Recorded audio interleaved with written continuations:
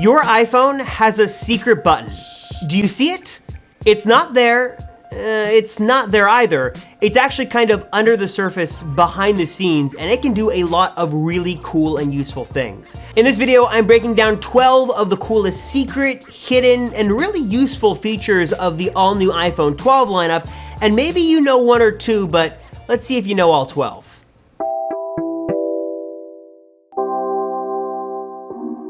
Now, before we jump into all the secret features, let me clarify that yes, some of these are exclusive just to the newer iPhone 12s, some exclusive to just the 12 Pro and the 12 Pro Max, but there is some secrets and some hidden features in here for everybody, despite what iPhone you have. You don't have to have the latest iPhone to take advantage of this stuff, though if you did just pick up a new iPhone 12, there's a lot more your phone can do than you probably know about. So first things first, we all know about the personal hotspot feature that lets you share the data from one phone to a tablet or to another iPhone or other devices around you. That typically works out well, and it's been working for the past couple of years.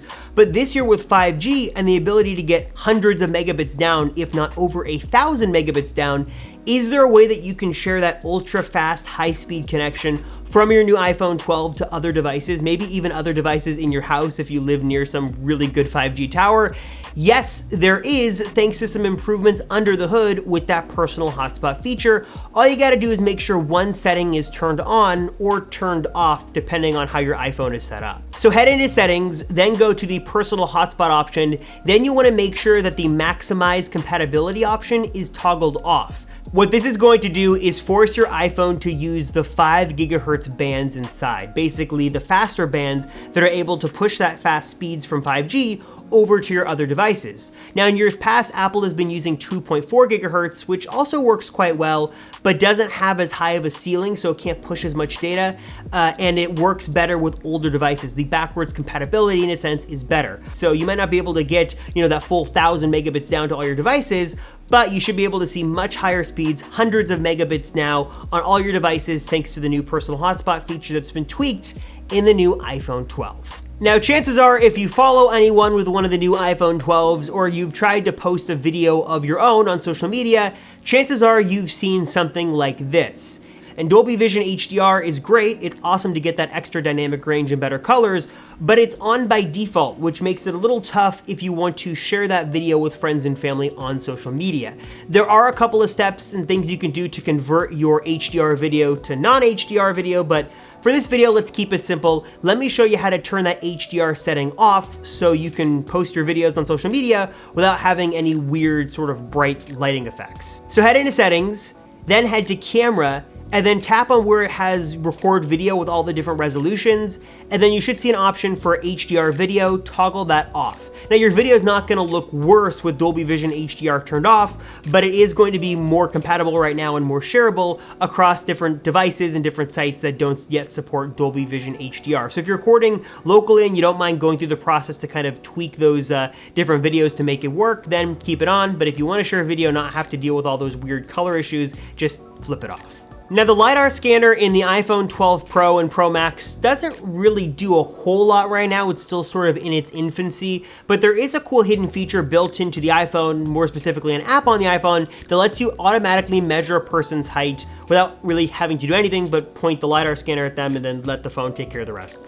Kind of weird, kind of a niche, useful feature, but also kind of cool. Let me show you how to do it. So this one's super simple. Just open up the Measure app and then point your phone at someone standing up. The Lidar Scanner is basically going to scan that person and give you a pretty accurate representation of their height. Again, kind of a weird niche feature, but also kind of cool. So if you've ever had to settle a bet or you want to measure how tall someone is, now you can do it if you have the Lidar Scanner on a new iPhone 12 Pro. Now, I can't keep talking about hidden features in the iPhone 12 series without talking about one of the biggest features and one of the biggest hidden secrets that we can't take advantage of just yet.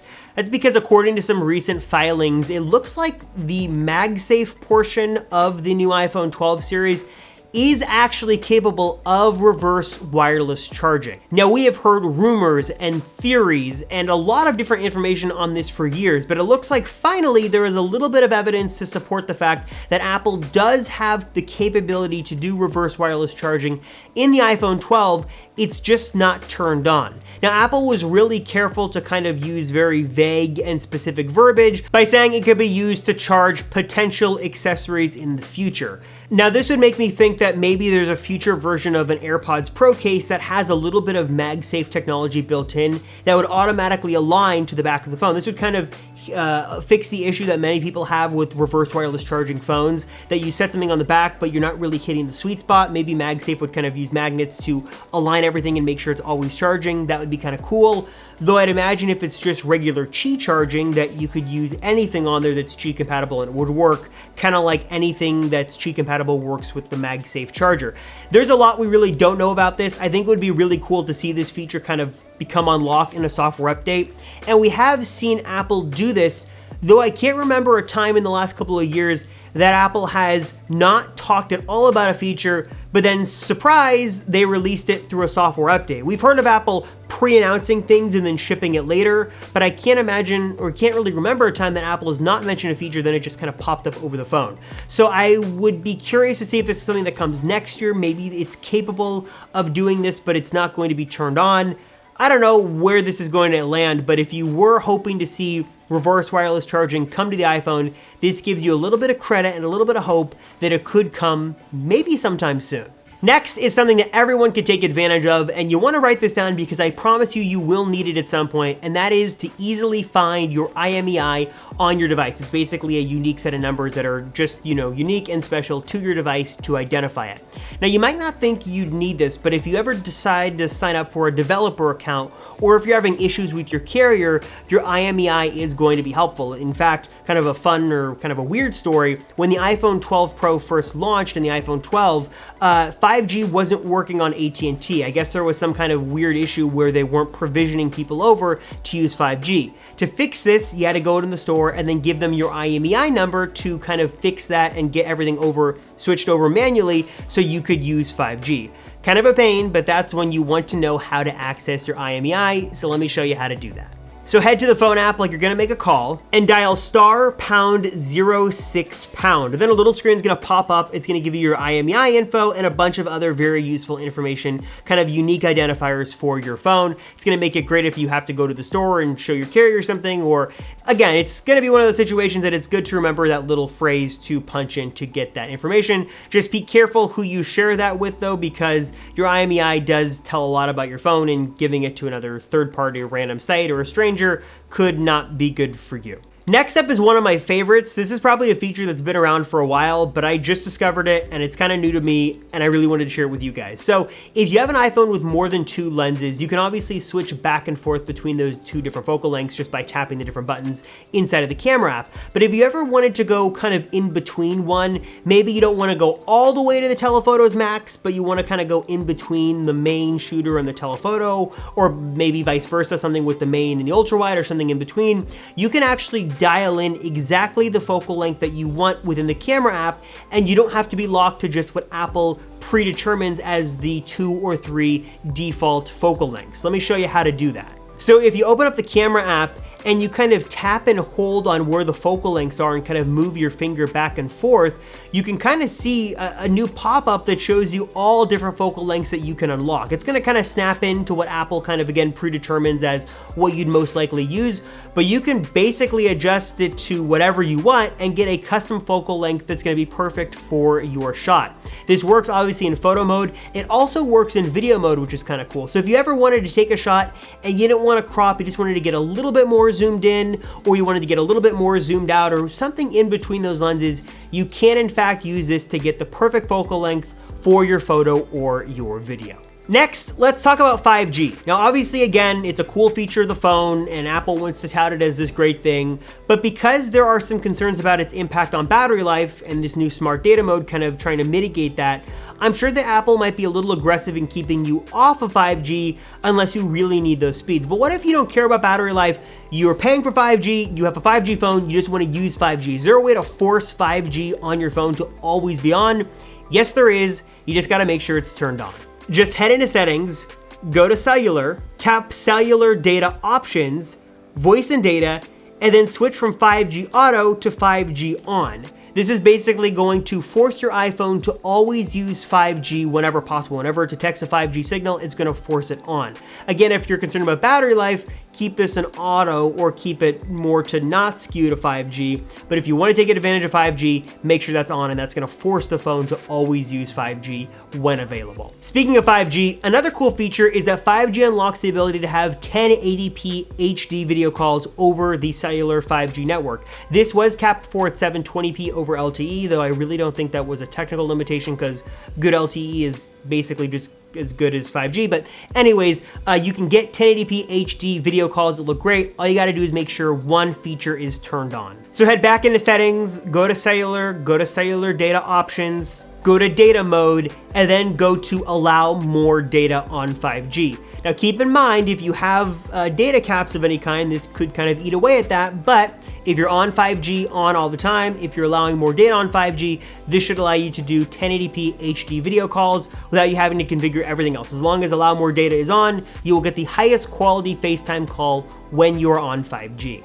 Another cool feature of having this on is you can actually do software update downloads on the phone over 5G. So no longer having to be locked to Wi-Fi. If you're out and about and you're near a nice 5G signal and your phone has the battery capacity and the bandwidth to do it, it will download a software update for you on 5G. Again, all you have to do is make sure allow more data on 5G is on, but if it's on, you can do software update downloads over cellular, which is another nice little feature. All right, so you've waited long enough. Let's talk about the secret button. And it's actually not a physical button, but more of a simulated software button that uses some of the haptics and some of the features of the internals of the phone to allow you to trigger different things that kind of work like a button. I actually use this basically every day. Every time I sit down to shoot a video, I use this feature to do something cool that I will show you. But first, let's actually turn that button on. So head into settings, go to accessibility, touch, back tap, and then pick your action. And you're gonna have two options here, a double tap option and a triple tap option. So basically think of it like two different buttons that can do a lot of cool things. And there are some like standard options here. You can have it launch the camera, take a screenshot, stuff like that. Things you'd probably wanna do on your phone, and it's just a little easier to do like one single gesture instead of having to tap a million things on the screen. You also have the option here to trigger a Siri shortcut. And if you don't know what a Siri shortcut is, basically it's an app built into every iOS device that lets you do a number of cool custom commands that kind of change the way your phone runs and can launch different apps, can control different smart appliances around you. Basically, there's a lot of really cool stuff that you can do with Siri Shortcuts. Think of it like building blocks, and you don't need to know any programming or coding. There are a bunch of kind of free built-in templates in the app that let you do a lot of cool things, and then a lot of templates for free built by other people that let you do even more really crazy and advanced things. It is very cool, and I use a lot of them for different things, including automatically starting the screensavers you see behind me on the two different Macs. That is something that I have to do a couple of times during the video, and let me show you how I use that special button to kind of trigger that action. So to give you a little behind the scenes into these videos, to give you a little behind the scenes look into the video, sometimes you'll notice that the screensavers behind me just kind of go off and they stop working. That's because they're on like a timer and they go off, and very uninteresting things. But to start them up again, I don't have to get up and go to the computer and use the mouse and start the screensaver. I can do it from my phone. I can do it through the Siri Shortcuts app like on the iPad or something else, but with the double tap function with that button, I can just tap this twice, and if I did it correctly, the screensaver behind me on that iMac will start. Sometimes I have to tap a little harder. Does not always work the first time. Let me double tap again. There we go. I get a little drop down that says the shortcut started, and there we go. The thing's, screensaver's gone and we're good to go. It's a little finicky sometimes. Sometimes you have to give it a little bit more pressure than you think. Sometimes it just activates without a lot of pressure. So be cautious of that, try it out a little bit, but this is a really great way to get a little extra functionality out of your phone. It kind of gives you two more buttons on your phone without having to have any more physical buttons. So turn on that back tap feature. It is super cool. Another feature, which is maybe a little less cool for some and more useful for others, is the ability to find out where apps are going. Usually when I'm downloading an app from the App Store, I'm downloading it with the intention of using it right away. And lately I've been noticing that I'll download an app and I can't find it. I have to go to the app library and search for it and pull it up. It is not going to my home screen. Why does that happen? Well, I think it's a way to kind of declutter the home screen, but also at the same time, I'd like to change that so that doesn't happen. And there is a setting you can change to make sure that every time you download an app from the App Store, it doesn't go in the app library automatically, it'll go to your home screen so you can see it and launch it. So fix this by going into Settings, go to Home Screen, and then you can choose where the apps go, if it's to the app library automatically or if it's going to stay on your home screen. I know this is a little thing, but this is something I noticed a lot, that when I want to get an app and download it and use it, I don't like to go searching for it, I just want to see it. So if you want to go one way or the other, now you have the option to choose. And last but not least, it is really nice to have the app library to kind of house all the apps that you don't want to see all the time, but sometimes you don't want to go searching for an app, you just want it to be on your home screen. But what if you wanted home screens to be able to be turned on or off? Maybe you had a weekend home screen that had all your hiking stuff and travel stuff and, you know, stuff like that. And then on the work week, you had maybe just a page that had your work stuff on there, time tracking, invoices, however you want to set those things up. You can actually turn on and off home screens as you want, really simply by just tapping and holding down like you're gonna move an app on the home screen, and then tapping on the little dots at the bottom. This is gonna kind of bring up a little jiggly interface of all of your pages, and you can use that checkbox at the bottom to turn those on and off. So you can have pages on during the week that you wanna use for work stuff, and then turn those off on the weekends, however you wanna do it. If you want a better way to organize your apps that just aren't in app library, you can use these home screen functionalities to turn off and on pages as you want to. A great way to kind of keep apps organized, keep them accessible, but kind of keep them there when you need them and out of the way when you don't need them. So that's it. Those are 12 of the coolest secret hidden features in the all-new iPhone 12 lineup, and some that apply to all other iPhones as well, especially some running iOS 14 specifically. What do you guys think? Is there a specific feature in here that I missed, something that you want to see, or one of these features that you really like and use all the time? Do you use that back tap feature? What do you have set up? And also, what are you hoping that Apple does with that Lidar scanner beyond just measuring a person's height? Let me know in the comments down below. Let's talk about our favorite features and discover other hidden ones that we might not know about already as well. Thank you guys so much for watching. I am Robert Rosenfeld from the Apple Circle, and I will see ya in the next one.